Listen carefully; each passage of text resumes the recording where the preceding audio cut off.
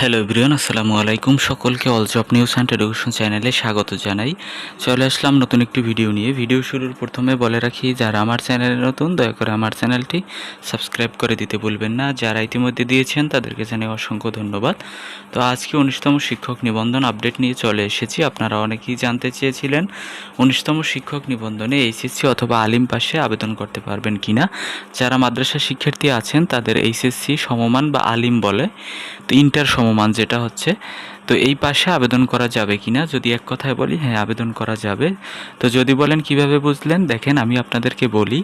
আপনারা ইতিমধ্যে জেনে থাকবেন যে ইবতেদায়ী কিছু প্রতিষ্ঠান আছে যে শুধুমাত্র পঞ্চম শ্রেণী পর্যন্ত পড়ানো হয়, এবং পঞ্চম শ্রেণী থেকেও আপনার দাখিল পর্যায়ের কিছু শিক্ষা প্রতিষ্ঠান আছে যেগুলো হচ্ছে একেবারে শিশু শ্রেণী থেকে ক্লাস 10 পর্যন্ত পড়ানো হয়।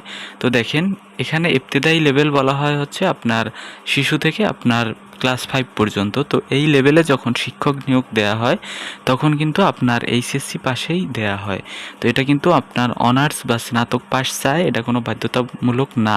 আপনার থাকলে থাকতে পারে, এটা কোনো ব্যাপার না। কিন্তু আপনি যখন আবেদন করবেন তখন আপনার সর্বোচ্চ ডিগ্রি হচ্ছে আপনি এইচএসসি পাস অথবা আলিম পাস। তো এই পর্যায়ে কিন্তু আবেদন করার সুযোগ অবশ্যই আছে। আপনারা দেখে থাকবেন যে যদি 19তম শিক্ষক নিবন্ধনের আপনার 0তম পদের সার্কুলারটা আপনি দেখেন, সেখানে দেখবেন যে ইবতেদায়ী মৌলবী এবং ইবতেদায়ী কারি, এই দুইটা অপশনে কিন্তু আপনার কিছু শূন্যপদ আছে, প্রায় 5 থেকে 6 হাজার বা এর বেশি কম হতে পারে। তো এই পদগুলো কিন্তু আপনার সর্বোচ্চ ডিগ্রি হচ্ছে আবেদন করার এইচএসসি পাস। তো যদি এক কথায় এখনও বলি যে আবেদন করা যাবে কিনা, হ্যাঁ আবেদন করা যাবে, এটা আগের মতোই থাকবে। তো আপনাদের আরও একটি প্রশ্ন ছিল যে বয়সসীমা নিয়ে, বয়সসীমা বাড়াবে কিনা। তো বয়সসীমা বাড়ানোর কোনো সম্ভাবনা নেই, কারণ হচ্ছে দেখেন, নিবন্ধনের সর্বোচ্চ বয়সসীমা হচ্ছে 35।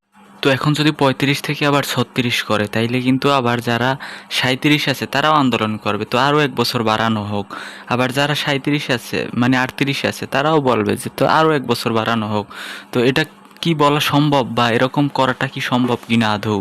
তো সব দিক বিবেচনায় বলা যায় যে বয়সসীমা বাড়ানোর কোনো সুযোগ নেই।